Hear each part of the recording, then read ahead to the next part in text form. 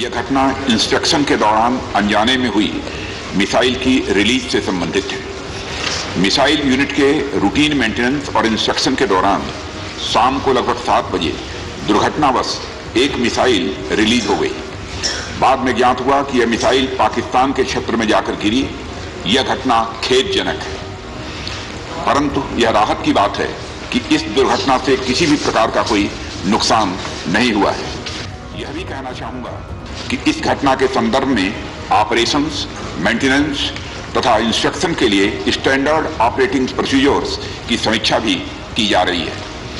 हम अपने weapon system की सेफ्टी और सिक्योरिटी को सर्वोच्च प्राथमिकता देते हैं। इस संबंध में यदि किसी भी प्रकार की खामी पाई जाती है तो उसे तुरंत दूर किया जाएगा।